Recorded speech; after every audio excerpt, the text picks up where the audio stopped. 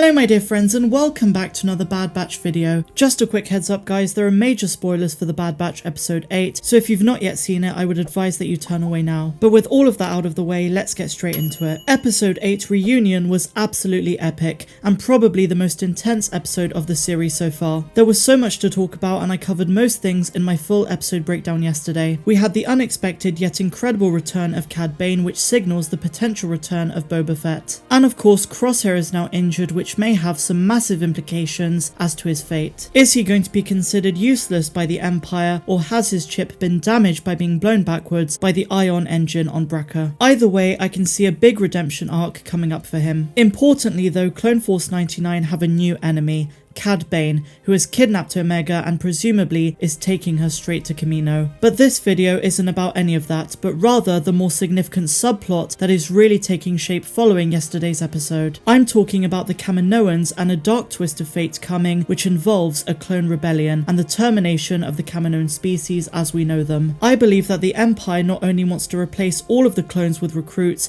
but also they want a complete takeover and occupation of Kamino. There is even canon proof of this further on in the timeline, but I'll touch upon this more later. So at the start of the episode, Rampart is talking with Lama Su, the Prime Minister of Kamino. It's quite clear that the Empire is becoming ever more impatient with the Kaminoans, who are desperate to prove themselves useful to the Empire. As we know, Rampart is in charge of Project War Mantle, and of course he has no interest in clones. In an ideal world, Rampart would want the remaining clones to be killed off, and the Kaminoans would be completely out of the picture. I believe this is exactly what's going to happen, and as we know from the leaked episode titles, episode 14 on the 30th of July is literally called War Mantle. Episode 8 Reunion has started to sow the seeds of this upcoming devastation for the Kaminoans. But there is just one problem. The Kaminoans seem to have one final trick up their sleeves, the contingency plan, which involves Omega. Now I'm going to be completely honest with you guys, it's very hard to know for certain why the Kaminoans are so obsessed with Omega. She is such a mystery of a clone, and until it's finally revealed concretely,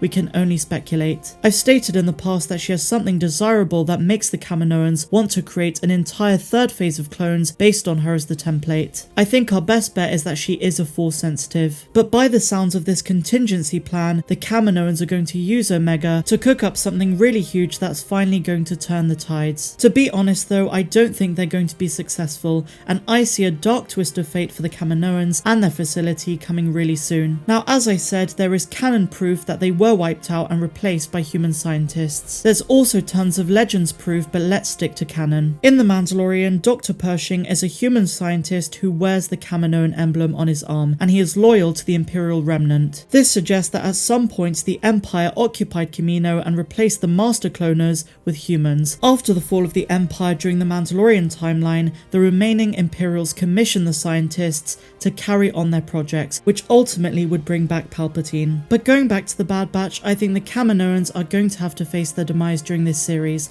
and it's not going to be pretty. The Empire is going to deem the Kaminoans traitors and the clones will rebel against them, killing off every last Kaminoan. There could be much more to this though. Once the clones have killed the Kaminoans, the Empire will likely shut the clones down somehow. Perhaps a feature of the chips is that after Order 66 has been initiated, after a while maybe they self-destruct, killing the clones in the process. There are so many mysteries that have yet to be unraveled in this series, and I can't wait for all of them. But let me know your thoughts of yesterday's episode and also today's theories in the comments down below. If you enjoyed it, please be sure to give me a big fat thumbs up, and I will see you guys in the next one.